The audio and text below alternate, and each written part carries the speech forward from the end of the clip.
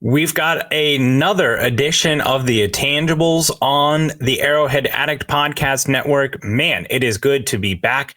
Christian, believe it or not, it has been 2 Chiefs games since we have talked last. It is good to see you again. I know that's crazy, dude. Like we were talking about planning the podcast, and like how much we wanted to go back on the past 2 games, but I feel like we're in a completely different mentality than we were like 2 or 3 weeks ago, right? Yeah, it turns out when the NFL asks a team to play 3 games in 11 days, a lot can change very quickly. 3 games. I mean, that's almost a quarter of, well, I guess not, because now that's 17, but it's like a fifth of an NFL season anymore. So pretty wild that that's happened. Good news is the Chiefs, they crossed everything off their list, and we're in a really good place to talk about the team and kind of looking ahead down the road for the playoffs and also looking ahead to this game against the Broncos this weekend. But really quickly, I wanted to ask you something. The Pro Bowl voting came out, and it's all a buzz. It's a big deal. Patrick Mahomes, for the first time in his career, was not named to a Pro Bowl. Do you care? Personally, no, I don't really care. I don't really look at it as like, oh my God, like Trent McDuffie is a worse player than name a cornerback that got in as a starter. But like, it absolutely matters to the players. Like some of the incentives are made based off of that. You can look at your contract when you're going up for a new contract, and like that will get you more money. So no, I mean, it's just a popularity contest, right? Yeah, I can just not bring myself to care. Like, look, I love being a Chiefs fan. I love finding ways to make things about the Chiefs that maybe not relevant. But the amount of comments I've seen that's like, oh, we're going to get petty Patrick Mahomes because he didn't make the Pro Bowl. I was like, guys, I just don't think he cares. And like, honestly, I don't really care. First off, Lamar Jackson, Josh Allen, Joe Burrow, all were named to the Pro Bowl. All very deserving. This isn't Tyler Huntley making the Pro Bowl, which is a real thing that happened. Very deserving. All quarterbacks who have better statistical seasons than Patrick Mahomes. I mean, I don't really care. I didn't expect him to be an all-pro this year. Like, all-pro is the thing that really matters to me. And whenever you listen to players like accolades being listed, and it's like this and that, and a 7-time Pro Bowler, it's like Pro Bowl, nothing has changed more as far as what actually is a real thing more than the Pro Bowl. Because it's just a popularity contest. For instance, Travis Kelce was the top vote getter. I love Travis Kelce. Big Chiefs fan here. Love my Travis Kelce. He's not the best player in the NFL anymore. Okay. Or, probably ever. He was close to that, the best, wide receiver / tight end in the NFL, but he's not that level of player. Now, did want to read over real quick who actually did get named to the Pro Bowl for the Chiefs in case you haven't seen. This came out on Thursday. Creed Humphrey, Chris Jones, Joe Thuney, Travis Kelce, Trey Smith.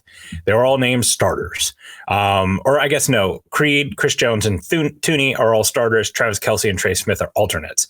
No qualms there, right? Like Creed Humphrey, Jason Kelce's retired. Creed Humphrey's the best center in the NFL. And honestly, this has been one of his best seasons.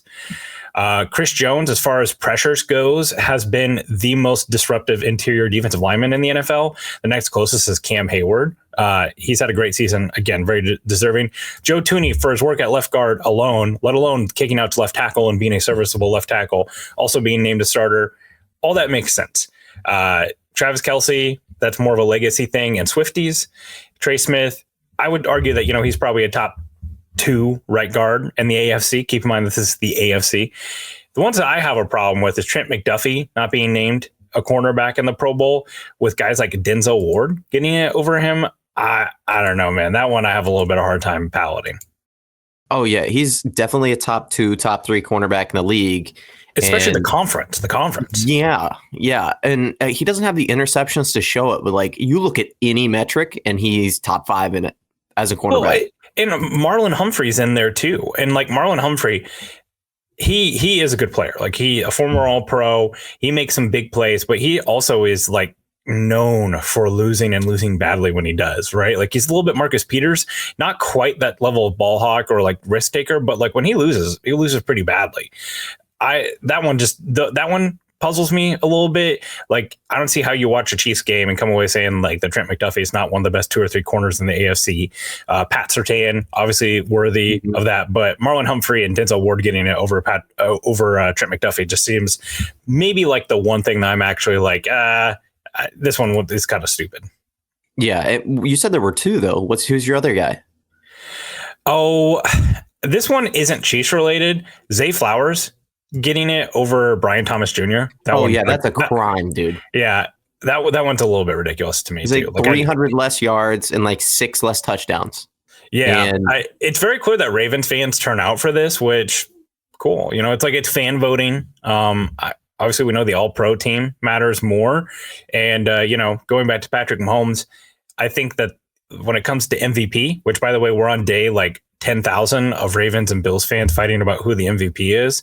I'm ready for that dialogue to end at any point. Like at this point, Patrick Mahomes, the Chiefs, they care about one thing, and they've done everything they can to put themselves in the best position to achieve that goal. They've got the bye.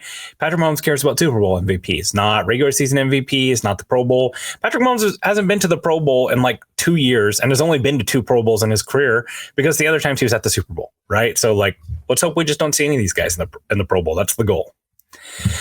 Well, before we get talking today, we got lots of interesting things to talk about. We're going to talk about some New Year's resolutions for the Chiefs. It's that time of year. It's a new me. It's the same show, but the Chiefs, they're going to have some New Year's resolutions that they want to have going into 2025. We're also going to ask a big important question about this NFL playoffs. And lastly, we're going to talk about some things to watch for this game. Just because Carson Wentz is on the field, just because no Travis Kelce, Patrick Mahomes, Chris Jones, doesn't mean there's not some really important things to watch, especially for the 2025 Chiefs next season. We're building that foundation here, and it's going to take place in Denver. But before we do that, before we talk about all those things, there's one other thing you got to keep an eye on, and it's our man Carson Wentz, because Underdog this week is running a special promo. You can get Carson Wentz at just half a yard passing. Look, I know some people are hard on Carson Wentz. I think he gets more than half a yard passing on Sunday. It's a perfect week to have that perfect starter for a pick 6 entry. So you use that Carson Wentz half a yard, and then you pick 4 or 5 other plays to put in there, and you've got a great underdog play for this weekend. Cook up some entries for a shot to win real cash prizes all football season long. Underdog is the best place to cash in on all your takes football season long. Which players are going off? Which ones are ice cold? Make your entries in just a few taps and turn your sports opinions into real money.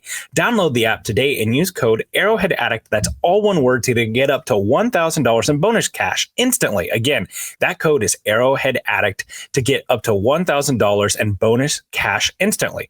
Every player, every score, just select higher or lower on Underdog. Must be 18 years or older and present in a state where Underdog Fantasy operates. Terms apply. Void in Colorado. Concerned with your play, call 1-800-GAMBLER or visit www.npcgambling.org. Arizona 1-800-NEXT-STEP or text NEXT STEP to 53342.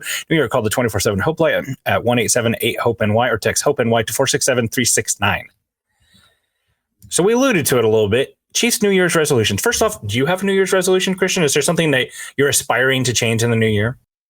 I don't know. I just feel like I need to lock in a little more. You know what I mean? Like, I don't really do like these big, you do. I'm going to cut.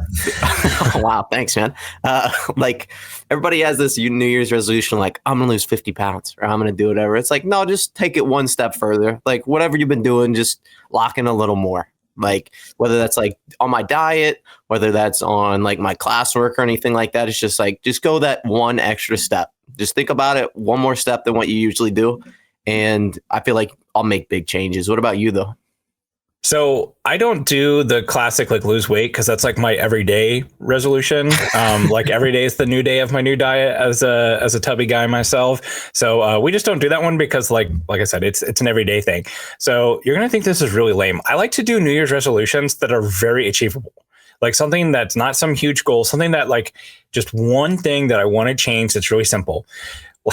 This sounds so stupid. Last year, my New Year's resolution was to use lotion. Okay, that sounds so stupid. Okay. But listen, okay, when you turn 30, your body just quits. You're not there yet. But when your body turns 30, things just start breaking. And like I used to think lotion was like an aesthetic thing, like people just put on to feel good about themselves or to smell good. Turns out my body now like gets dry. And like so much to the point where like if I wear like jeans or long sleeve shirts, my elbows and my knees, they like scratch against my clothes. So I was like, all right, I just need to start like putting lotion on.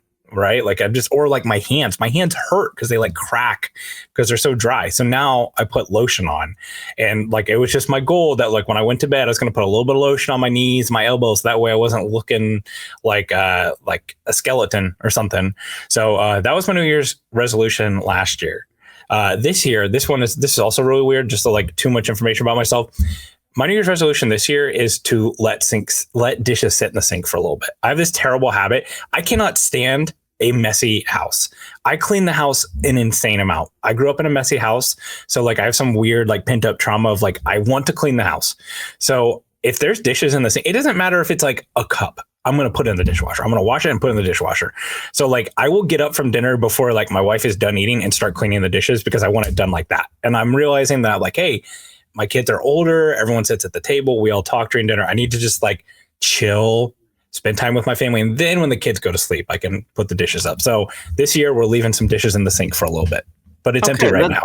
It went from you greasing the hinges to a wholesome New Year's Eve resolution, dude. I like it. Yeah. But I still need to stay lubricated on the elbows and the knees. But, yeah, I mean, I'm telling you, just get ashy. It's bad. Okay, well, so back to some things that people actually care about, the Kansas City Chiefs. And we've got some New Year's resolutions for them. Obviously, this is still the 2024 season. Don't get into that because, God, I can't tell you how many times I fought with people on Twitter about the 2020 season actually being part of 2021, right? Like, just so we're clear, the Chiefs are going to play the 2024 AFC divisional round in Arrowhead. That is the 2024. The 2023 AFC divisional round was where the Chiefs faced the Bills and Buffalo. Just to be clear, the season, it continues. But nevertheless, these are the Chiefs' 2025 New Year's resolutions. Some things that we think that they need to fix basically before they go to the playoffs. And the first one that I wanted to throw out there was getting DJ Humphries to start at left tackle. I think this is probably like one of the biggest storylines that we'll actually get to about the game in Denver. But the Chiefs have solved this problem amazingly with putting Joe Thuney out at left tackle. And he has played very, very well for a guard switching over to tackle. Now, they've certainly lost some things in the run game with having Mike Caliendo at left guard. Right now, I still think the highest ceiling for this offensive line is to have DJ Humphries at left tackle and Joe Thuney at left guard. If you can get what basically DJ Humphries did last year out of him with Thuney at left guard, that's the best offensive line that the Chiefs have basically had in years. The question is, what is possible for DJ Humphries at left tackle? Can he make that version of himself a real reality again? To that end, the Chiefs have basically modified their game plan the last few weeks, centered around a gimpy ankle for Patrick Mahomes and Joe Thuney at left tackle. Patrick Mahomes has averaged his quickest time to throw of the season with 2.34 seconds and the second quickest of his career against the Steelers last week, completing 20 of 24 passes in under 2.5 seconds for 190 yards and 2 touchdowns. He's throwing the ball quick and it's working, which honestly, I do think there might be some value to that, even if DJ Humphries is in the lineup, because I do think getting rid of the ball, that was one of the things about Tom Brady. He was so hard to pressure. Even when the Chiefs were leading the NFL in sacks with Justin Houston and Dee Ford, they couldn't touch him because he gets the ball out so quickly. But what are your thoughts about who the left tackle should be in the playoffs, and what would you like to see from DJ Humphries? So 100% agree with you. DJ Humphries starting at left tackle is what needs to happen for the highest ceiling. I consider myself a pretty conservative guy. And so whenever we talk about offensive line play, and especially in the situation they're in right now, it's like, man, Joe Thuney's doing so good, though. Like, he's not like an all-pro tackle going out there, but he's like a very, very solid left tackle, much better than any other tackle play they've had this season.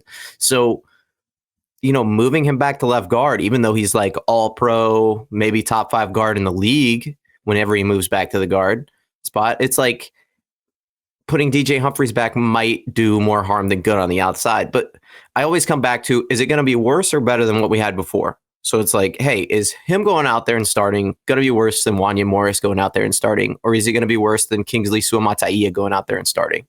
And it's like, it's undoubtedly, statistically, probably going to be better. So I agree, you almost have to roll with that 100%. I just have some questions. Whenever he was in the game, and correct me if I'm wrong here, but whenever I was watching him, I saw Well, I don't want to say like discontinuity because I think that he was new and you kind of have to, factor some of that in when you're watching a player play in a position with a new team, especially like O-line, like this early or this late in the season. But it's like, man, part of it was like, man, some of this does not look like good left tackle play. And the thing that's so hard too is like I referenced before, we have to see what this version of DJ Humphries is to even really make a judgment, right?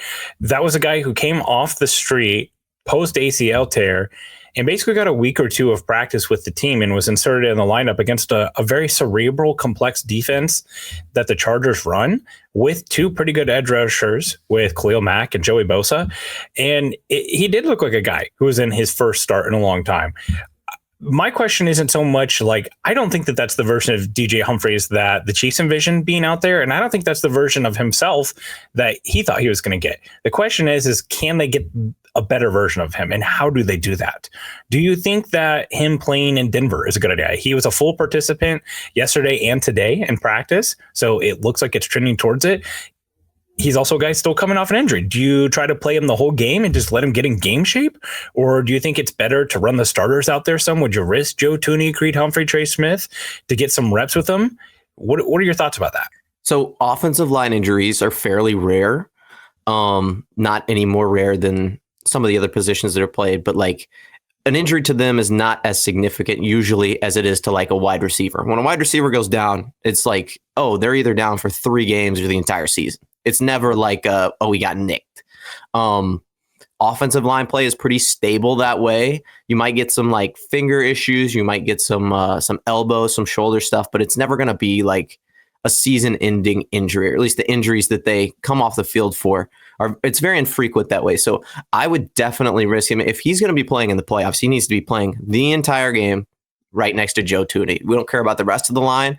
If they want to sub Trey Smith out, I think that's okay. If they want to sub Juwan Taylor out, I wouldn't, but it's like, okay, I could understand that. Creed is probably going to stay there the whole game anyway. He's an Iron Man, and you don't want to mess up that connection between the quarterback and the guy snapping the ball to him. So, yeah, I mean, you almost have to play him, right? There's no situation where he plays like 5 snaps and they're like, oh, no, we like what we see. We'll go into the divisional round of the playoffs and see what happens. Yeah, I wish I could like totally agree with you, but they kind of did that with Kingsley Suamataia in the preseason, right? They're like, oh, like they yank him out with the starters. Like we thought the Chiefs were telling us like we feel super good about what we've seen from Kingsley Suamataia because of how they treated him all preseason long. He got the veteran treatment. But nevertheless, I think like the biggest thing here, going back to this New Year's resolution, remember, New Year's resolutions, these are things that you want to fix about yourself. No one has a New Year's resolution to gain weight, to like stop being organized, to spend more money, right? Like, I don't know, maybe people do that. I don't.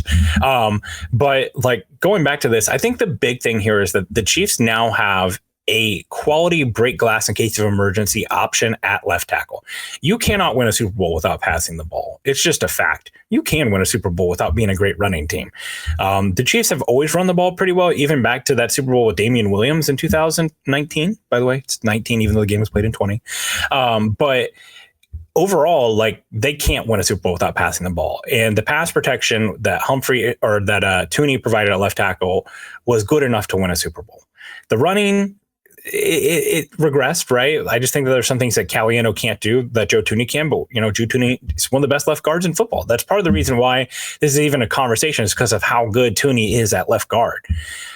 But they have that option still. And if DJ Humphries doesn't have it, if they don't think that they can get that version of him, maybe they see him in Denver and they work with him in practice a little bit more like, hey, this just isn't working. You roll him out in the divisional. That's still an option.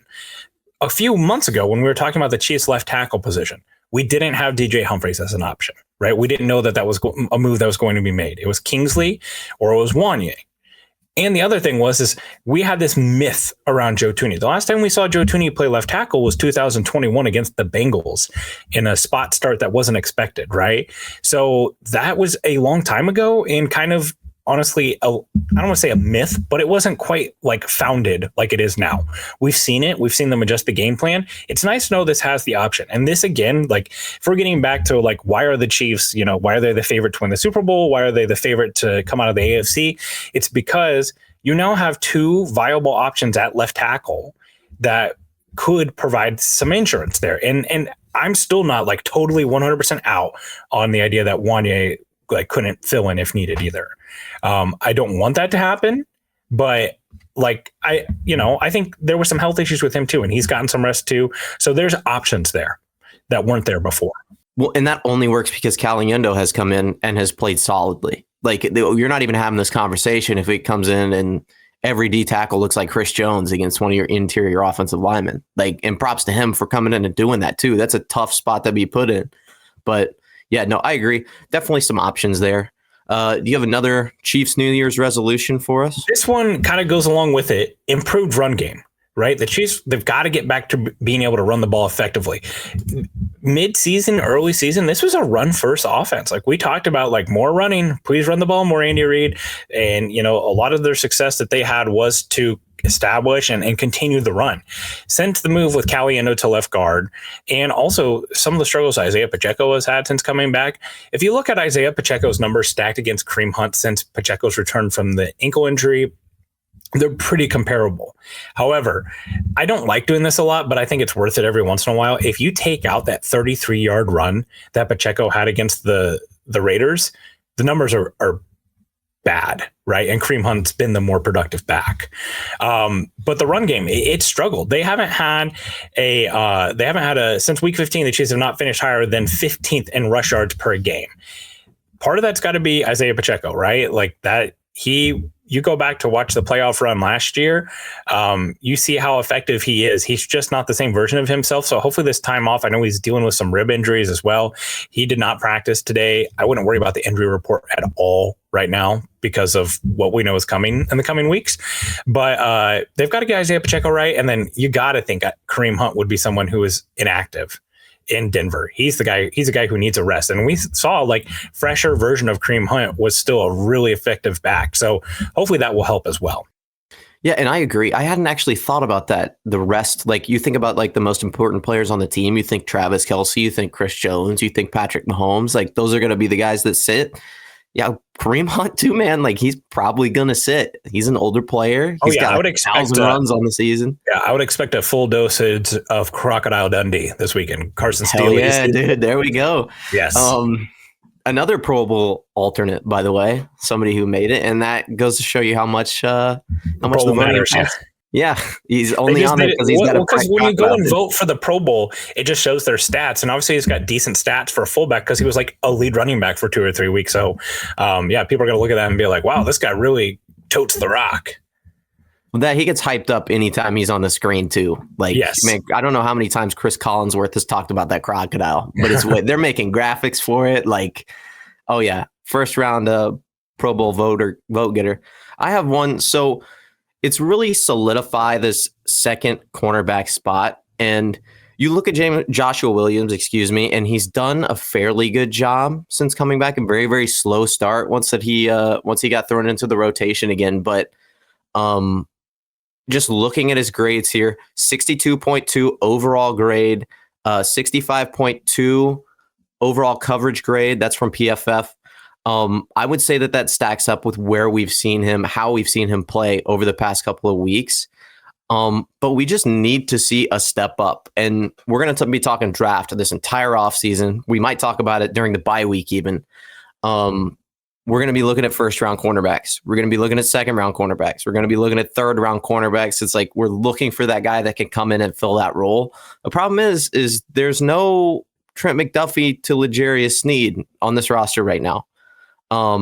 He's done an okay job without their plan where Jalen Watson was, but this is another resolution where it's got to get fixed. And not that it's awful, but again, you don't want your New Year's resolution to be like, I'm going to lose 300 pounds. Like, no, that's probably not going to happen, dude. You'd have done that already if you really wanted to. So yeah, Joshua Williams just getting right, finding better ways to play. And the Chiefs kind of putting him in spots to succeed as well. Maybe not putting him on a Jamar Chase if we see him in the playoffs. Well, I know that it was like 2 months ago at this point, but Joshua Williams had the play of the game, I thought, against the Steelers. That pass that they made to Mike Williams was wide open.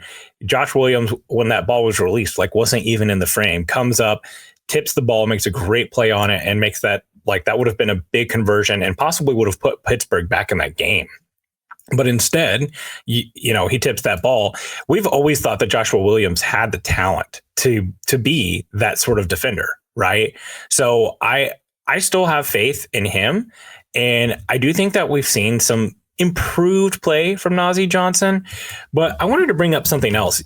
The last couple of weeks, we've seen an increase in improved productivity from the slot. Part of that is because the Chiefs have used Trent McDuffie in the slot some, but other part is Shamari Connor's been out the last 2 weeks.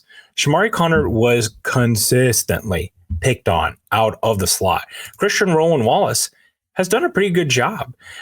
Just reading over him the last couple of games that he's played, targeted twice for 2 receptions, 14 yards allowed, targeted 0 times against the Texans, targeted twice against the Raiders, 2 receptions for 22 yards.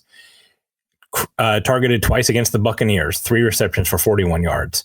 You know, they're just not throwing at him nearly as much. Like Shamari Connor, those numbers are closer to like 7, 8. And sometimes the yardage number, it's a 3-digit number instead of 2. So I don't know. Do the Chiefs just roll Shamari Connor back out in the slot whenever he comes back? Or do they mix in Christian Roland Wallace? I think that he's shown enough that he deserves to get some looks. And Shamari Connor's a versatile enough player that they can start, you know, using him more at safety. I think they love him coming downhill. I think they love his ability to make some plays on the ball, which he's generated some turnovers. But with what we've seen from Jaden Hicks at the safety position, I'm not just ready to fully say like, hey, Shamari Connor, you're just getting plugged back in and taking the vast majority of snaps. Oh, yeah, I agree 100%. And Christian Roland Wallace, so he has allowed a pretty high passer rating. He has an interception. But I agree, he's been so solid. And when you watch him play, you watch him come out of the slot, and it switches from Shamari Connor to him, you see the contrast. Like you see them being able to roll Trent McDuffie outside, bring him back inside. And that's how the defense rolls, man. You want to know why the defense has turned around? That's one of the major contributors right there, is him coming in and playing solid snaps. I don't know if I rolled Shamari Connor. Now, I'm going to change the topic here a little bit and talk about your boy, Jaden Hicks. How about that kid coming on late in the season? You talk about that rookie wall. It seems like he has smashed through it and has been a consistently good player. Yeah, I think, you know, the 2022, 2021 drafts really kind of like threw us off as far as like what to expect from Chiefs rookies on defense. Like for a long time there, the reputation was Chiefs rookies, they're not going to play a lot their first year, or if so, it's going to be later in the year. The only guy who really did that early was Juan Thornhill, who basically started day one at safety. For the most part, Chiefs bring their defenders along slowly. But then that class with McDuffie and Karlaftis and Williams and Watson, they came in and played a ton of snaps because basically they had to. There were just so many of them and there were so many needs. Hicks is a little bit more of that traditional, like slow buildup. But I think we are seeing his impact felt a lot. And it's more than just the turnovers. Like that's the thing that people are going to turn to. But Jaden Hicks lays a thump when he tackles, and he's a very sure-handed tackler. And he provides some versatility, not just for Brian Cook and him, which both of them can play the deep part of the field, but also it's putting Justin Reed in the box more and more. I think you'd be surprised looking at the snap counts how often Justin Reed is playing in the box, especially on dime looks. Like he's almost like a weak side backer. You know, like you've got, they're going to consistently use Nick Bolton in those dime packages because he is the captain of the defense, yada, yada, yada. But I mean, if you've got Justin Reed as your weak side backer and a dime look where you've got Hicks and Cook out deep in the too high or whatever, you know, like you really like that. And I thought that Jaden Hicks, like, you know, that play that he made on, I believe it was him that did the double thumbs down over George Pickens, right? Mm-hmm. He made that, yeah. Oh, yeah. Like, that was a tone setter. And like, I'm sure there's some old men yelling at clouds about sportsmanship and stuff like that. But man, like that was their best guy. That's the guy who goes up and routinely mosses people. And you've got this rookie who's, you know, really just kind of coming into his own, setting a tone for the defense. And I love the way that he plays the game. You know, Dane Brugler and other guys, they told us like this might have been one of the biggest steals of the draft. And it's really coming through here lately. Oh, yeah, 100%. And you touched on it there for a second there, the takeaways. That's going to be another one of our New Year's resolutions here. Continue the takeaways. 11 takeaways in the last 3 games. You know how many takeaways we had before that coming into what would that have been, week 14? I can't Like remember, but I know that they're towards the bottom. 9. Yeah, they've totally turned their turnover differential around. For a big part of the year, they were actually negative. Like they'd given the ball away more than they'd taken away. Part of that is Patrick Mahomes just like turned off interceptions. He's like, all right, I'm done with these, and just like stopped throwing them. And the other part is that like I think the biggest part of that is Charles Omenihu. Like when we kind of go back and look through, like, why were people tweeting out that the Chiefs were frauds in week 8 and 9? Part of it is because they just didn't have their players on the field. Like, it's like everyone forgot that they had a bunch of injuries, that they lost Rashee Rice, that they lost Hollywood Brown, that Charles Omenihu wasn't playing. Charles Omenihu is a huge needle mover for this defense. He just is like one more solid pass rusher, and it bumps everyone down. We've used the baseball analogy on the show before, where it's like, hey, you get your 4-hitter back, you bump that guy down to the 5th, the 6th, the 7th, and all of a sudden you've got a guy like Alex Gordon hitting 8th on the World Series roster, who's like a really good hitter to be hitting 8th on a baseball. Alex Gordon was a player for the Royals, Christian, in case you didn't know. Yeah. You could just see my eyes glazing over. Played his college ball at Nebraska, by the way, go Big Red. But, so I think that Omenihu has helped that a lot too. And by the way, he's fantastic at the strip sack. Like we saw it in the AFC Championship. He had a play a couple weeks ago on Jameis Winston, where he stripped the ball. He goes for the ball every time. So I do think that is part of the reason for the turnovers. And then like Trent McDuffie, 2 interceptions, right? Like that's 2 more than he had in his whole career. And Jaden Hicks. Like I think Jaden Hicks clearly has a knack for getting the ball in his hands. But yes, that's huge. If they can continue those turnovers, because that's something that the Chiefs defense routinely has not done. Got one more New Year's resolution for the Chiefs here, and it's figure out their wide receiver rotation. I'm not sure if it's due to injury. We know whenever DeAndre Hopkins came over here, he was dealing with an MCL sprain, some sort of knee injury that was kind of lagging. Clearly, they felt good enough about it to make the trade.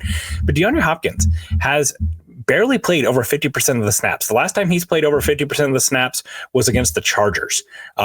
He usually is around that 40% rate. I'm not sure if they're trying to like softball that trade that had some snap count monitors in it, or if it's just an injury thing, or maybe they just view him as a package player. I know that, we wondered a little bit about the fit with him. It's clearly worked. Then you've got Hollywood Brown, who's been added to this. He played 27% of the snaps against the Texans, 40% of the snaps against the Steelers, but is getting a lot of targets.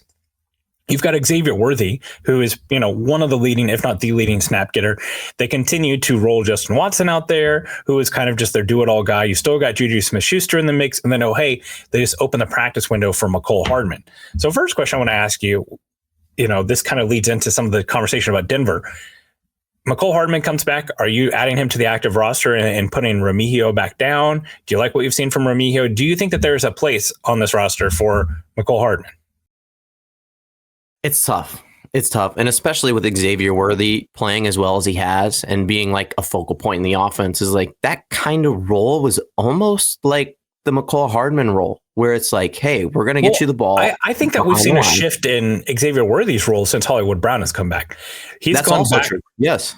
Honestly, the last couple of weeks from Xavier Worthy have looked a lot more like Texas Xavier Worthy, where he's moving all around the field. They're getting the ball in his hands in a unique way. They're splitting him out as a running back and hitting him in the flat in the end zone.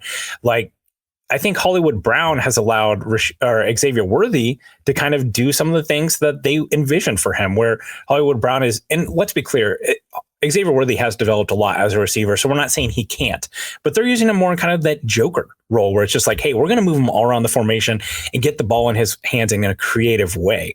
So yeah, I kind of get what you're saying. I guess my thing is just like, are you really going to have 3 guys who are that slightly built, who can't really win at the catch point at all? Not that like Justin Watson is some great catch point winner. Obviously, they've got that in Hopkins and Kelsey. But I do wonder a little bit about the special teams. I think that's what it comes down to. Who do you like better returning punts and kicks? Remigio is pretty dynamic as a punt returner. I've not minded him back there, but also, got away with a fumble that just happened to bounce to Leo Chanel last week. I'm just interested to see what that goes, because I'm not sure. What about Juju Smith-Schuster? Like Juju Smith-Schuster, he's a guy who's not seeing a lot of targets. He's plays a fair amount of snaps. I still think that they like some of his ability as a bigger body yak guy.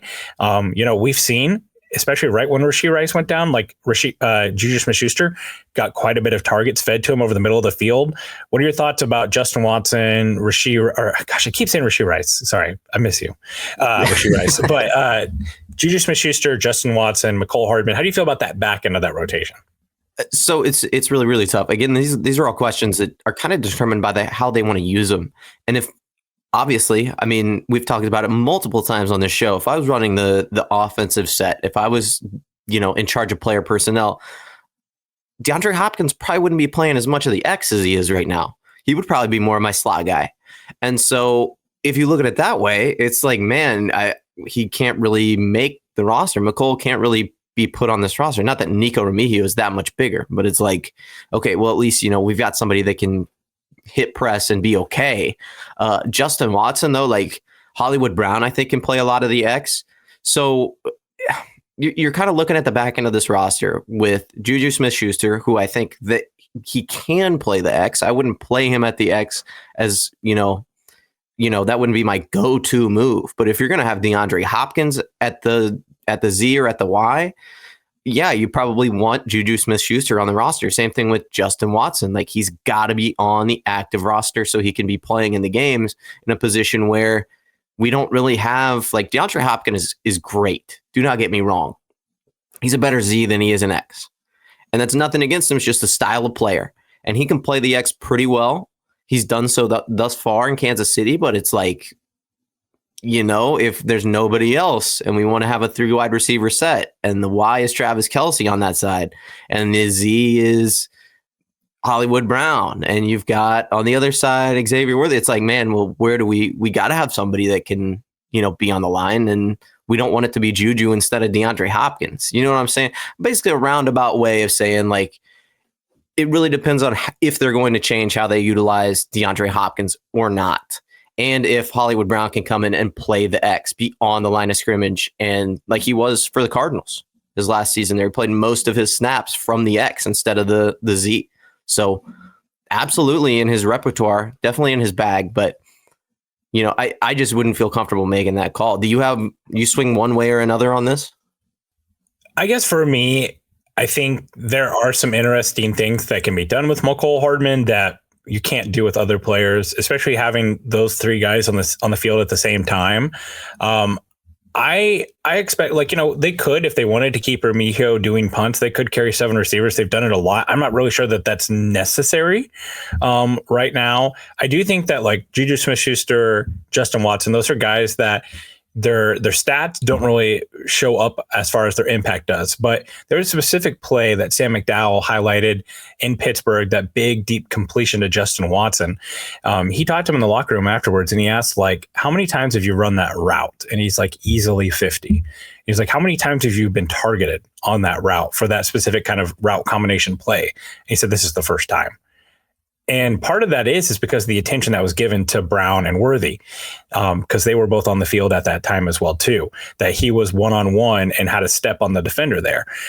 So I think there is a little bit, again, going back to the straw that breaks the camel's back analogy that we were making, where if you do have Mecole Hardman, who we've seen make big plays for this team, if he's on the field, some of those things that they've done with Kadarius Toney, with Mecole Hardman in Super Bowls, where they're using this, jet action and motion before the snap. If you have Xavier Worthy and Mecole Hardman running different directions in a formation, it can really move a defense. And the other thing I will say is I think Mecole Hardman's the best player they have on jet sweeps. I like Xavier Worthy, the speed's dynamic, but Hardman reads those pretty well. It's a little bit more dense, and also love Mecole. 3-time Super Bowl champion Mecole Hardman. But if he gets hurt in those plays, it's not as big of a deal as Xavier Worthy because of what Worthy does for the offense. So I wouldn't mind that too, because I do still kind of grimace every time that they put Xavier Worthy in run situations, which, I mean, he's carried the ball a lot as a running threat as well too. So ultimately, I think Nico Remigio, special teams, that's really just going to come down to is that the special teams value. Watson and Smith-Schuster I expect to still see out there because of some of the other things that do. They are some of the better blockers, and Smith-Schuster can do some of those Rashee Rice-Yak things with there. But it'll be very fascinating to see how this works out. I would be surprised if Mecole Hardman plays this week, especially since they just opened his window. They'll probably ultimately make that decision, and maybe we see a situation where Remigio is just an inactive, right? So he's on the 53, but he's a game day inactive for the divisional or something like that. But they've got some other positions that they'll have to look at as well for that. So those are our New Year's resolutions for the Chiefs. So hopefully they can kind of work some of those things out. The good news is they got lots of time, lots of practice to do it. And there's nothing there that I feel like is just like big red flag scary other than the left tackle position, which we've talked about. They've got something that they can kind of pull, a lever to pull in case of emergency. So I want to ask a question to you, Christian. And this is one of my favorite questions to ask because it's very broad. A lot of times we don't want to get too broad, but today we're going to get a little broad. Who has the most at stake in the NFL playoffs this year? Who has the most to lose, the most to gain? Who has the most at stake in the playoffs this year? Not just the Chiefs, but NFL wide, who has the most at stake in your opinion? So I did a lot of thinking about this question over the past 2 days. And some people are going to say Lamar Jackson, which I think is a very, very valid excuse. You might also say Josh Allen, another player who has to rise to the occasion and at least in something. I don't want to shut down your point here, but let's start. So you mentioned Josh Allen. Yeah. I don't think Josh Allen actually has a lot to lose here. Here's why. I think this year has proven that next step for, Hall of Fame caliber quarterbacks, where we've seen Patrick Mahomes go through this. We've seen Tom Brady go through this. We've seen some of the other greats go through this, where they're winning consistently year over year with different versions of their roster. We've seen the Bills turn over basically that entire core that played in the AFC Championship game against the Chiefs in 2020. This is the year that Josh Allen can confidently say, yeah, like I can win with a new team, a new style. I can elevate other players. This year to me is their kind of Tyreek Hill year, where they trade Tyreek Hill, because we sat there the year that the Chiefs traded Tyreek Hill and the Chiefs win the Super Bowl, and we're just sitting there kind of like laughing to ourselves because like, you guys are screwed now because this was supposed to be the down year. Right? Like they're getting their cap right. They moved on from veterans. And I don't know, like to me, this is kind of found money for Josh Allen. Obviously, you can say any year you get to, the 2 seed or the conference champion or something that like you have something to lose. But to me, like I just firmly believe that Josh Allen is the second best quarterback in the NFL. He's proven that he can elevate lesser talent. And it's a matter of if not when, or when, not if he gets a Super Bowl. And also, by the way, he's put himself in MVP contention, which is something like I don't think we've ever legitimately been this late in the year and say like, hey, Josh Allen's an MVP frontrunner. Yeah, I guess that's true. But let me hit you with a few stats here and maybe see if I can change your mind. So really, I'm going to lump Sean McDermott and Josh Allen into the same category here, because I think when you look at their teams that they've had, when you look at how they're lining up compared to other teams in the entire NFL, not just the AFC, it's like they're consistently number 1, number 2 in points scored, on offense, and like top 10 points allowed on defense. And you have this team that seems to peak before they need to, and then they play a conference championship game against the Chiefs and lose 38-24. So, okay, Josh Allen and Sean McDermott have only had one season with less than 10 wins, and only had one season where the offense ranked lower than 6th in points, only had 2 seasons where the defense ranked lower than 11th. Okay, problem is they've only made one conference championship game during that time. And in that game, they lost 38-24 to KC. Josh Allen did not play very well. So you look at the teams that they played against, the Ravens, the Bengals, Chiefs. You can give it up to the champions, right? Like nobody's going to fault them for losing to the Chiefs. Okay, but you're the number 1 ranked offense in the league, number 2 ranked offense in the league. You go into the conference championship game against KC and you put up 24 points. That's not going to cut it. And your defense is supposed to be, Sean McDermott is a defensive-minded head coach. You're supposed to be this coordinator that can go out or this head coach that can go out, shut down a team on offense, let Josh Allen work on shut their offense down, let Josh Allen work on your offense, and then be good to go, right? Well, you can't give up 38 points to KC. It just can't happen. I will definitely agree with you about Sean McDermott. Like, I think Sean McDermott's a totally different case, right? You look at him, everything that we just said about Josh Allen and how good and how special he is, and it's just a matter of when, not if.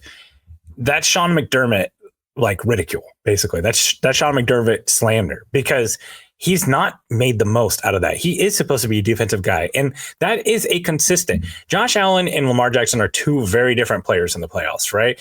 You've got Lamar Jackson, this MVP, star in the regular season, and then the playoffs, he just doesn't put it together. Josh Allen has performed historically well in the playoffs. He's about the only guy who can sniff Patrick Mahomes level numbers in the playoffs. The problem is a lot of times his defense is giving up numbers, right? Like they faced the number 2 defense in the AFC divisional last year with the Chiefs and still put up 24. And, we're in position to tie that game if it wasn't for a missed kick. So I totally agree with you about McDermott, especially whenever you say like, hey, you know who probably one of the hottest names in the head coaching cycle is going to be this year? How about offensive coordinator Joe Brady, who, turned Joe Burrow into what he was at LSU, went and worked with Matt Rule for a little bit in Carolina. That didn't work out, but has climbed his way up the ladder at Buffalo and really given that offense a totally new identity with their running game.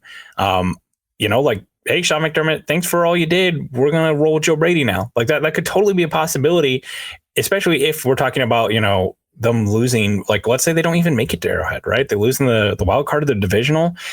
That would be what, 4 straight years of, 4 to 5 straight years of missing the conference championship with Josh Allen. That there's something to be said about that. Oh yeah. Well, and you talk about it not being on Josh Allen though. When they lost to KC in that conference championship game, he went 28 for 48, 2 touchdowns, 1 interception, passer rating of 80. Like, that's not going to get it done against the Chiefs. Yeah. And I will also say that game, right? He played well enough we could maybe cancel that game out with the 13 seconds game, right? Because he played well enough to win that 13 seconds game, right? I would say so. Insanely well in that game. The conference champion game, he had some turnovers in that game. He was a different version of himself, but historically he's played well enough to win in the playoffs, not just against the Chiefs though, right? There's also the Dolphins, the Patriots, other teams that they've played, Baltimore in the playoffs. So he's played well enough to win many of those games. That particular game in the divisional, he was still a beast on the ground, but they basically turned him into Bo Nix, right? He was run the quarterback, run as quarterback, or target behind the line of scrimmage. They just took down downfield passing altogether in that game, and I'm not entirely sure why. Yeah, so I think overall with Josh Allen and Sean McDermott, there's a lot that can be said there for both. To me, it just comes down to Sean McDermott, you're the defensive guy who's paired up with this MVP level quarterback, and his defenses are more the thing that have let his team down overall. And then just straight up coaching blunders, the going viral with the DeMar Hamlin fake punt in that game, the kicking the ball through the end zone in the 13 seconds games. There's been a lot of it. And then just the entire performance they had against the Bengals in 2021-22, where they honestly just got housed in that game by the Bengals. And this is by the way, in their stadium, in the snow, an environment that's supposed to basically benefit them. So I don't know, man. Sean McDermott's one of those that yeah. And actually, I'm going to bring up a guy, too, that's kind of on that same line of hey, he might win the Super Bowl this year and become one of the top tier head coaches, or he could get fired. And that's Nick Sirianni with the Eagles, right? This is a guy that we've seen. First off, he makes himself the main character, right? The things that he does on the sideline, the antics, that's fine. I think he views that as something to motivate people. A lot of Chiefs fans love to hate Nick Sirianni. Go ahead. He puts himself out there. I don't have a lot of disdain for him, but whatever. I get it. I totally get it. But for me, the thing about him is what is it that you say you do around here? From office space? At this point, you've got Vic Fangio who's running the defense, right? They have the offensive coordinator who runs the offense and calls all the plays there. He doesn't do those things, right? He's got another loaded, talented roster that Howie Roseman has basically built, right? Last year, it was a flawed team. Very clearly a flawed team, which, by the way, Jason Kelce was very obvious on New Heights and said, hey, this team just never really could cope with the fact of losing that Super Bowl. What did we see this year? The 49ers, they've collapsed. A lot of teams that lose the Super Bowl, they really struggled to make it back there. But they completely rebuilt that defense, and now it's full of young talent. And not only that, just great savvy free agent moves like Zach Bond. You're getting the best out of Jalen Carter now. Even when they make mistakes like Bryce Huff, who's basically been a non-factor for them, they're still able to build around that because of the excellent roster that Howie Roseman has built. The 2 coordinators we said, they run the show there. So what does he do? If he loses in the first round this year, which, by the way, the first round, the wild cards in the NFC, they're super salty. Washington, Green Bay, and either Detroit or Minnesota, pending the outcome of Sunday Night Football, there's a real chance that they could be out. And there's a real chance that he could be out, too. If you're Philly and you lose to Green Bay or something in the link, I'm calling Mike Vrabel. Like Mike Vrabel's the first phone call, are really savvy, gets the most out of his roster guy who isn't going to screw up the stupid stuff, who isn't going to make himself a storyline because of his antics on the sideline. I could like Mike Vrabel and Philly with Howie Roseman, that roster, shoot, man, like that'd be scary. So, or they could go to the conference champion in the Super Bowl, because I think that they're one of the best teams in the NFL. And he solidifies himself as one of the best coaches in the NFL, who's been to 2 out of the last 3 Super Bowls and is getting the most out of a lot of guys. So it really is one of those like Occam's razor, like really history is going to be written by the victors in this circumstance. Oh yeah, 100% agree. And I think that this kind of goes to your point as well. Do you remember the drama that they had mid-season between Jalen Hurts and Nick Sirianni, where it was like they were talking through other people to be able Brandon to talk? Graham goes on a podcast or on a radio hit or something and says like basically AJ Brown and Jalen Hurts don't get along because someone asked AJ Brown in the locker room, hey, what can the offense improve on here? And he said passing, which was deemed kind of a reprimand of Jalen Hurts. Oh, I wasn't even talking about that. I was talking about between Nick Sirianni and Jalen Hurts. I do remember at one point there was a report that like they couldn't be in the same room together. Yeah, which you never really know how true that is. But if there's any sort of truth to that report, you look at it and you go, hey, listen, man, you can't get along with your quarterback. You lost a Super Bowl. What really is it that you do around here? It's like, yeah, 100%. Like Nick Sirianni is another one of those coaches. Not that I think that Sean McDermott is a better head coach than Nick Sirianni, to be clear. But another one of those coaches. Going back to the same thing with Sean McDermott, right? Like Vic Fangio, former NFL head coach. Then you've got the offensive coordinator, Kellen Moore, who has like always been a head coaching candidate that people have talked about, who's gotten interviews before. And then we just talked about that there's some really talented guys in this class too. Like, he doesn't have the like security of like, oh, hey, like who else would they replace me with? Like they've got really good candidates in house to replace him, if not going outside of house. 100%. And you look at a team, especially that's gotten hot recently on the Eagles, where they have Saquon Barkley, who probably could have set the record for most rushing yards in a season. Jalen Hurts, who's now catching fire, AJ Brown, who he's connecting with.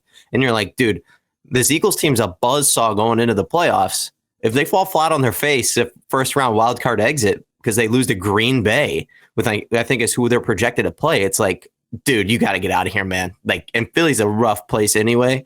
They're not gonna have any bones about it. They'll, your card won't work the next day when you try to go into the facility. Yeah, the screaming at Chiefs fans or the antics on the sidelines, they just hit different when you don't win, right? Like, that's the thing about that, is that if you do that, you're putting yourself out there. It's a certain type of look. Okay, I've got one more, or actually I got a couple more, but I'll rapid fire. This one's got to be Lamar Jackson, right? First off, Lamar Jackson's won 2 MVPs. There's a good chance that he wins his 3rd this year, which is just crazy for a guy of his age to already have 3 MVPs. That would put him in rarefied air. The only thing is the other guys who have won those are Aaron Rodgers and Peyton Manning. Those guys have something else that Lamar Jackson does not, and that's Super Bowl rings. Lamar Jackson, to win that many MVPs and be as dominant of a regular season player as he is, and to just not even sniff a Super Bowl, right? Like the closest he's come is losing the AFC Championship game. He was the one who did get to host. That's a huge deal. Not even making it there. I think that there could be some real doubts, some real conversations that have to be had. Like, it's already been a narrative. It's only going to get louder and louder if he falls short in the playoff again, especially if he gets an MVP. So it's just going to be regular season Lamar and then playoff Lamar. And that's what people are going to be talking about. And I do think that, like, again, Baltimore, just like we finished talking about Philadelphia, is one of the best front offices. They're going to continue to construct really good rosters around him. But what are the, what are the excuses going to be? The excuses around the AFC Championship game is that, oh, well, their offensive coordinator just decided to stop running the ball. That's why they lost. Like, what are we doing when he's got Derrick Henry, right? Or we, it's just like the blame kind of continues to get shifted all around again.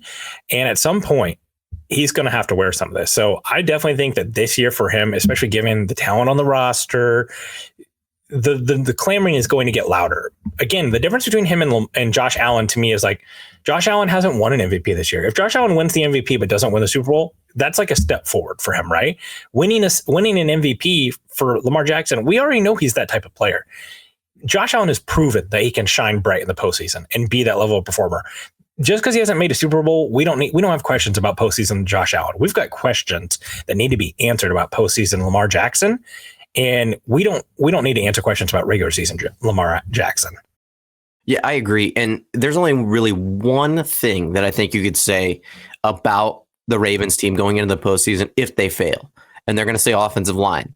And I don't want to hear any of that. I don't think anybody who watches the NFL wants to hear about the offensive line problems you have when you have one of the greatest running backs of all time in Derrick Henry, a pretty damn good wide receiving core, and a quarterback who just passed Michael Vick in what stat was it? Most rushing yards by a quarterback. And it's like, okay, you've got like a definite Hall of Fame player, 2 positions, probably 3 if Ronnie Stanley. I think he might have a shot at the Hall of Fame. Kind of an iffy player though. So 2, maybe 3 Hall of Fame players on the offense. Say, get it done. Nobody wants to hear the excuses anymore. Just get it done. And you look at how he played against the Chiefs last year in the conference championship, and it was like a dud. Let's see. He had 272 passing yards, 54 rushing yards, and then 1 touchdown, 1 interception. So that's not going to get it done, man. If you're going to be this good in the regular season, we got to see it in the postseason. And I don't know how much of you can put on their head coach, but he's a Hall of Fame coach probably too. It's like, man, we just got to get rid of the excuses. Just get it done. I've got one more here, and then we'll move on to our final topic. I'm going to put the Lions here. And I was surprised because I really ran through every team and kind of thought about it. Like, because I think so often in general in life, by the way, I think people measure things in their life by how does this work out? What does it look like when this works? Instead of what's the narrative going to be if this fails? What is it going to look like if we suck? And so often when a big game happens, a playoff game, the narrative is 50-50 and maybe even 60-40 about the team that loses instead of the team that wins. It's not about I was kind of frustrated by that after the last Super Bowl for the Chiefs won, because instead of everyone being like, wow, the Chiefs, they're the back-to-back champions, this roster that struggled, an incredible defense, Steve Spagnuolo, one of the greatest defensive coordinators of all time. What are we talking about? We're talking about Kyle Shanahan choking again and them not knowing the overtime rules. And that was like a huge part of the dialogue nationally. Coming back to that, I think it's the Lions. Here's why. The Lions, the reason why I thought that this wouldn't work for them is because of their core. They've got their core locked up. Amon-Ra St. Brown, Jared Goff, Penei Sewell. They've got a lot of young talent on defense. Aiden Hutchinson. They've got some young corners. They've got Jack Campbell's coming on, Jahmyr Gibbs, David Montgomery. All those guys are locked up. Jameson Williams. So why would it be a huge failure if they don't win the Super Bowl this year, or if they don't even appear in a Super Bowl, which, by the way, the Lions have never done? My thought is, I think there's a really good chance that both coordinators are out of there, which, by the way, I'm not sure that Aaron Glenn isn't the better coaching candidate.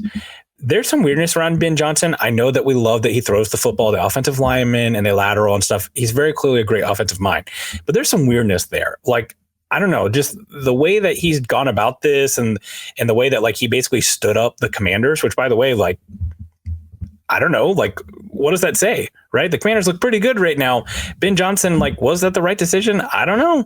So you've got all that. Aaron Glenn, the defensive coordinator, fantastic. That coverage unit that plays man-to-man at the heaviest rate in the NFL, I think both guys could be gone next year. You also have a division, which, by the way, is chock full of talent that's not going anywhere. Kevin O'Connell. Anyone feel good about being in a division with Kevin O'Connell long term? By the way, he's going to be coach of the year. That roster is stacked with talent. He's getting the most out of Sam Darnold, whether they keep him or not. I feel pretty good about him getting a lot out of JJ McCarthy, which, by the way, was the youngest quarterback in the draft taken, and a former 5-star that went to the IMG Academy. This is a guy who's got tons of talent. You've got Jordan Love, Matt LaFleur, I think, is one of the most underrated and coaches in the NFL. We know what the Packers are, and I think the Bears are a laughing stock, but there's talent there. And I think that if they can get the right person there, that could be the hardest division in the NFL long term. Certainly the hardest in the NFC. I think the Lions have had their gold opportunity here. And if it gets wasted by blowing a big lead in the NFC Championship game last year and injuries this year, I think that they could see their window closing a lot faster than they think, strictly because of the level of competition against them. Yeah, I agree. And here's the thing is that people are going to say, oh, no, both coordinators aren't going to leave. That's not possible. We just talked about 2 head coaching opportunities that could be available depending on how the season goes out. You're also going to look at places like Dallas. They're going to be another spot. Bears, again, that's another one. Aaron Glenn, Ben Johnson, both incredible coordinators. As far as like expectations, I don't think anybody at this point is expecting them to go to the Super Bowl, but I 100% agree with you. Like, this is the year to do it. This is when you have the most talent. You have a fantastic team. Everybody's bought into the culture. You've got two incredible coordinators. Get it done. And it sucks so bad just as a football fan to see all the injuries that they've gone through this year. And you're like, man, that was probably who the Chiefs were going to play. Oh, well, I guess we get to play the Rams, maybe. Who the hell knows? Like, they could catch fire. And well, something to keep in mind too is like brain drain when it comes to staffs. It's more than just coordinators too. Like, we saw basically the Ravens defensive coaching staff just get raided with guys because everyone loves that Mike Macdonald scheme, which, by the way, is working really good with the Chargers right now too, because it's that same scheme coming from Michigan. So it could be more than those guys too, right? Like, people are going to love the way that team is built and constructed. The front office as well. Like, they've had one of the best draft heaters of all draft heaters the last couple of years. So we could see some serious brain drain go on there. Obviously, you feel good about the talent that's on the field, and that's probably what matters most.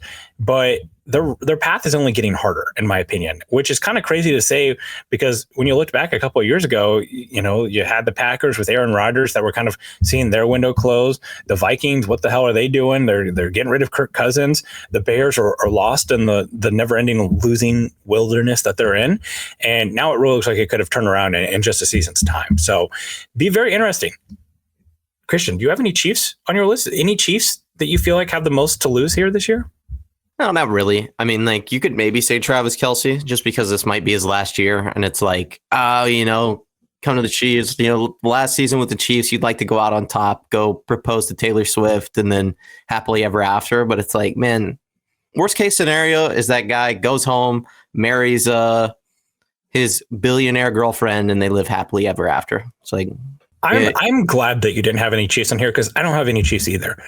I think here in Kansas City, we talk more about the three-peat than almost anybody else, because the most common narrative that I hear around the three-peat is do something that's never been done before in the NFL.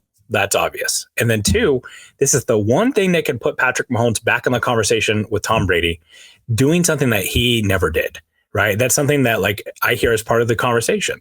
Quite honestly, I'm not sure anyone after Patrick Mahomes wins 3 Super Bowls in a row, if that happens, is going to say, all right, he's as good as Tom Brady or better. I just don't think that that's going to be true. The one thing that will change that narrative, actually, there were 2 things. One of them has already come to pass. You lose to Tom Brady in a Super Bowl, the way that they did, the way that game went down, that there's some people that will never be able to shake that, even if Mahomes were to get 8 rings. The other thing is passing him in rings. I think ultimately those are the things that are going to matter. Let's be clear. Most people who know football, whose opinions actually matter, are going to say Patrick Mahomes is already a top 2 or 3 quarterback all time. So him winning 3 straight, I don't think it's going to do that much for his legacy as far as relation to Tom Brady goes. Obviously, you want him to win as many Super Bowls as possible. But I don't, like, if the Chiefs fall short this year, if they lose in the divisional or the conference championship, I don't really view this season as a failure. I look at things as, what is the worst case scenario, not the best case scenario. I look at this and say, if the Chiefs were to miss the playoffs this year, that would be embarrassing. If they were to lose the division and not win the division, that would be embarrassing. They've proven that they're not that. They've proven this year that this is another good football team that has overcome a lot of injuries and a lot of stuff to get to where they are. If they lose a 4-quarter game that stops them from going to the Super Bowl or something this year, again, I don't think that like implies failure, that it implies embarrassment. It's just football. It's just how it goes. Tom Brady went 10 years without winning a Super Bowl. It happens. So to me, I feel that this is house money for the Chiefs. I know that they probably don't look at it like this, because let's be clear, the hardest thing about winning a three-peat is the first and second Super Bowl, right? Like, to win 3, you got to hit 1 and 2, right? So I'm sure that they look at it a different way, but legacy wise, I'm not sure. Like, if Patrick Mahomes and Andy Reid or Travis Kelce, or pick your favorite Chief, if they don't win the Super Bowl this year, I don't think anyone's going to come away from that saying, like, see, told you they were flukes, not real, fake, right? Like, they've already got all that cash in the bank. So I feel pretty good about it. I think that's a good way to look at it too. If we're sitting here on a sad post-game podcast afterwards talking about it, that's just one way to look at it, is that like historically, I'm not sure that this means that much more than just the nice little, and the Chiefs are the only team to win 3 Super Bowls in a year. It's already a dynasty. It's already set in stone. Well, and a lot of people compare it to like Kobe going for his 3-peat, or like Michael Jordan, 3-peat, year or 2 off, come back 3-peat again. It's like, no. This isn't a game like basketball where the best player in the world can completely change the outlook of your franchise. Yes, I mean, you can't win solely because you have a great quarterback. And that's the argument against quarterback wins. That's the argument against, this is a team football game, right? So it's, I agree. I don't think it's nearly as important to legacy as a lot of people would think. You got to either eclipse rings or match them. And honestly, I think that even if you get like 5, I think that would be enough for a lot of people to say that he's the best of all time. But we're not even there yet. I hate to even entertain that question, especially after a 3-peat, because that's going to be every Sports Center's headline is Patrick Mahomes the GOAT, and it's like, why? Because we got one. It's frustrating too, because like it's hard because, man, let me tell you, the amount of grown ass men on Twitter who dedicate their entire existence to defending Tom Brady's honor day in and day out, it's honestly troubling. It's honestly scary. But I will say this, it is frustrating that like so often people try to shut down any sort of Patrick Mahomes conversation or anything by strictly comparing him to Tom Brady. Whatever they act like that's the trump card, that's the thing that wins, which obviously it is, because newsflash, Tom Brady's, the greatest, might be one of the greatest athletes ever to live, let alone NFL player. But let's keep in mind here, the only way you have of dunking on Patrick Mahomes is comparing him to that guy, right? Yeah. Like it's kind of like hey, I own a yacht and I'm a billionaire, but my yacht's not as big as Steve Jobs, or who's the guy who owns Amazon? His name escapes me. Oh, you're thinking about why am I blanking? I was thinking Bill Gates. Oh, you're taking Jeff Bezos. Bezos. Like my yacht's not as big as Jeff Bezos. It's like, well, okay, but your yacht's bigger than like my yacht because I don't have a yacht. Okay, I don't even have a boat. So like, this is wealth against wealth, not wealth against poverty, or whatever analogy you want to use. So please just keep in mind, like, just because Patrick Mahomes isn't Tom Brady yet, which he could be that level of athlete, that level of dominant, doesn't mean that he's not already in that conversation. And that's what matters most. You got to be in the conversation. No one's comparing Josh Allen to Tom Brady yet, because like you got to win one, right? So, okay. Let's finish off with some Red Friday factors. We always do this. We're talking about the Chiefs. I think they're like they're like -10 or +10 underdogs against the Broncos. Nobody believes in us. Nobody believes in the Chiefs except for the Bengals. They believe in us, and the Dolphins. I had some friends at FTN text me a picture of the Dolphin logo, but it's wearing a Chiefs helmet, and they're like, "Look, man, like we've done you guys some solids in the playoffs over the years. We're ready for you to return the favor. We need you to beat Denver." And I said, and I just sent a picture back of Carson Wentz. Best I can do is Carson Wentz. Yeah. And maybe even Chris Oladokun, which is something that they've alluded to. Peter Schrager reported that there's a chance that Oladokun comes in here. Let's start with what I think is probably the most interesting part of this game, and that's the offensive line. There's lots of questions to be answered about the offensive line. First off, we talked about it. DJ Humphries and the starters. Do they roll out there some to get some continuity, to get some conversation, to get some used to the cadence and stuff? As a backup quarterback, one of the most important things is to emulate the cadence of the starter. So they're going to try to get that cadence down that Patrick Mahomes has with Carson Wentz. That's something that DJ Humphries struggled with in his game. So there's something to watch. I don't think that we'll see Juwan Taylor because he's not participating in practice the last couple of days. Maybe we see Tooney. Maybe we see some of the other guys. Keep in mind, like Creed Humphrey had to play the last game that they took off in Denver. He played, or not in Denver, against the Chargers last year. He played guard some in that game too, which is kind of fun to see. But that's one question. Then Caliendo, you want to see him. I would like to see him take a bulk of the snaps, not just because, you want to see what you've got there, but also you want to see him continue to get better and more reps against a good defensive line, which, by the way, you're going to get a playoff level of performance from the Broncos. You're going to get their A game because they need this game. So they're going to be playing their asses off in this game. So I'd like to see Caliendo continue to get more reps in case you do have to pull the Joe Tooney at left tackle lever again. Wanya Morris at right tackle. I thought I liked what I saw of those reps of Wanya Morris at right tackle a couple of weeks ago when Juwan Taylor left that game. Maybe you really got something there. I think that you're on the hook for one more year of Juwan Taylor cap wise, just like as is. But it'd be nice to have that option. We've seen good NFL teams before invest in guys ahead of schedule, like a Cam Jurgens or something like that, where like, hey, we know Juwan Taylor's going to be here next year, but then we've got a right tackle right behind him that we feel really good about. And that's great use of draft capital. Ethan Driscoll, really toolsy, long guy that they kept on the roster all year out of Marshall, showed some nice flashes of athleticism in the preseason. What are we going to get from him? Like, I wouldn't mind seeing him. That'd be a cool guy just to kind of bring along long term. And then the rookies, right? Kingsley Suamataia. Yeah, I'd like to see him at guard. You know, that was one of my Chiefs take purge. I have no idea what you're talking about, Chiefs take purge.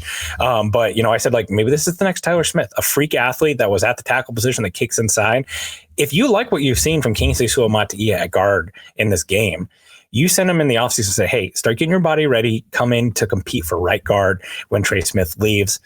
If you send him back there, like, I don't know. Like, I don't hate it. And then you've got Hunter Norzan, the center. Like, he's kind of the backup center on this team right now. He's a guy that they invested a 5th-round pick in from Penn State. And you got CJ Hansen. It's just kind of a toolsy project that they took out of Holy Cross. I want to see all those guys get reps because honestly, man, there's a real chance that like interior offensive line could be a heavy need for this team in the draft with Joe Thuney probably, you know, in his last year next year and Trey Smith maybe walking out the door.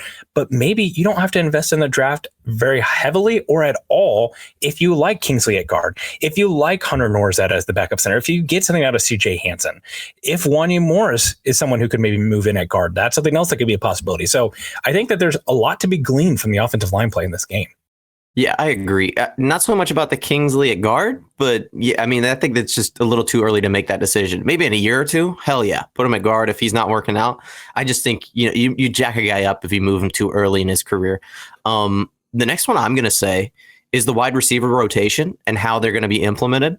We could see now is officially the time where DeAndre Hopkins can play more than 60% of the snaps and his trade, the pick doesn't go up, doesn't go bump up around. So he can play more than 60% of the snaps. I don't think he will, but he has a few incentives. Hey, if you get 2 more touchdowns and you get over 130 yards, you make another $2 million, which hell yeah, if you're DeAndre Hopkins, I'm sure he's made an absurd amount of money in his career, but another $2 million never hurt anybody. So we could see him play some significant snaps, and you know how it's going to be if Travis Kelce is out. Like Carson Wentz is going to look for that guy, that number 1 wide receiver, and it's surely still DeAndre Hopkins. So I think we'll see him. I don't think we'll see maybe as much of Xavier Worthy. I'd like to see him play. I don't want to see him at all. Man, I think he's the most important wide receiver right now. Like, just the role he plays, what he does. To me, I want him to be one of the guys who doesn't play at all. I wouldn't mind seeing Hollywood Brown some because of just, how little snaps he's played, continued, playing time for him. Between Remigio, maybe they use one of their practice squad calls up on Justin Ross. That way people can send me videos of Justin Ross doing something in this game in the middle of the summer to tell me that this is the year that he breaks out. But yeah, I don't need to see Xavier Worthy pass. No, I just want to see him a little bit with that wide receiver core where you can look at it maybe 1 or 2 series where it's like, hey, these 3 guys are out. Let's see what our wide receivers can do without, a Travis Kelce out there on the field, attracting so much attention. So, and then lastly, Hollywood Brown, another guy who has seen limited snaps, who has come off of injury. What's the likelihood that he gets injured in this game? And I'm hoping that I don't jinx it here. It's basically nothing.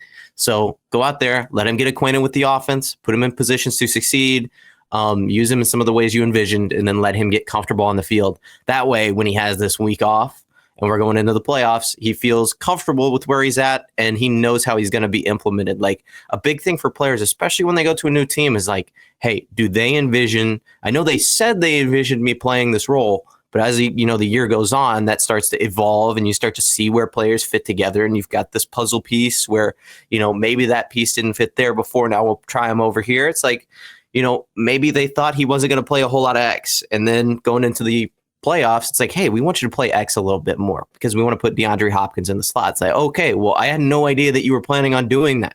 So Put him in the position where you think he's going to play in the postseason, gets acquainted with it, and then, we're all set. I agree. One other thing that I want to watch in this game, does Steven Nelson play? And if so, how much? This is something that I think at one time we looked at a little bit kind of like the DJ Humphries edition. Like, hey, is this a guy that they signed off the street who could be a potential starter? At this point, it's looking more and more like, and kind of some of the quotes we've heard from Steve Spagnuolo, it sounds like this is more of just kind of a backup, break glass in case of emergency thing, but he needs some reps if he's going to be on the playoff roster. This is a guy that if Joshua Williams or Najee Johnson or Trent McDuffie goes down, that you would like to be able to see inserted in the game. So he's going to need some reps here. Also would just like to see what they have in him. Again, I think like the more options you have, the better flexibility you feel like you have. So that's something that will be interesting to see. And then Felix Anudike-Uzomah. We would just like to continue to see more signs of life from him. Let him play a lion's share of the snaps. I know he's running, some snaps now, but that's gone down now that Charles Omenihu has returned. Any signs of life from him would just be great to see. So, question for Steven Nelson before we get out of here. Was he here at the very beginning of Steve Spagnuolo's time? No, he left. He left the same year that Bob Sutton left. Okay, that's what I thought. He signed with the Steelers. Kind of a decent deal there from there. And had some really kind of not positive things to say about the defense and the way it was run. So that's Probably part right. of it. Yeah. So Honestly. he didn't play in Spagnuolo's scheme. So there's not that familiarity with him too. So, and again, like I hope, honestly, that we don't really need to see Steven Nelson in the playoffs. It's kind of this real odd thing where he's like, hey, he used to be a Chief. They've kind of brought some guys back. But yeah, I kind of hope that we don't have to see him at this point, kind of just given the way the team's treating it. But it's nice to have if it is needed. Yeah, I agree. And last person I'm going to put on there, Josh Uche. He's been inactive for the last couple of games. I'd like to see him at least get some playing time. If we're going to trade for a player, I'd like to see him. Yeah, at this point, that's all it is. We just got to remember the case of Joshua Uche when we're talking through the draft, because whenever you say like, hey, here's this undersized, bendy edge rusher, wins mainly with speed and burst off the edge. He's about 6'2", 250, 260. Maybe this is the year that no. It's not. Okay. They're not, right? Like I heard some of the guys joking on the Lab podcast that they need to see Joshua Uche at off-ball linebacker because that's what Steve Spagnuolo wants him to really be. No, dear God, no. It's sad but true. It's sad but true. But guys, it's the new year. We appreciate you locking in with us and talking Chiefs. It's time for the playoff run. It's time for the stretch. This is what we've been waiting for all year. And Arrowhead Addict, we're going to have great coverage here. Every day we've got a podcast talking the Chiefs. If you're an audio only listener and you're not subscribed on YouTube, what are you doing? Or maybe this is your first time watching us on YouTube. The Arrowhead Addict channel, we have 54,500 followers. We want 500 more to get to 55K. Do you think we can get to 55K by the Super Bowl? Hopefully, if the Chiefs are in there, that'll be easy. So if you're doing this, stop what you're doing right now. Go subscribe to us on YouTube. We know you got a YouTube account. Just subscribe to us. You don't have to watch. Just subscribe, okay? You can continue to audio only. But that's going to do it for all of us here at Arrowhead Addict and the Intangibles. We want to say thank you to Richard, our awesome producer. Thank you, Christian, for joining me. Thank you, Patrick, for being an awesome, owner and runner of Arrowhead Addict. We appreciate everyone here. And as always, go Chiefs.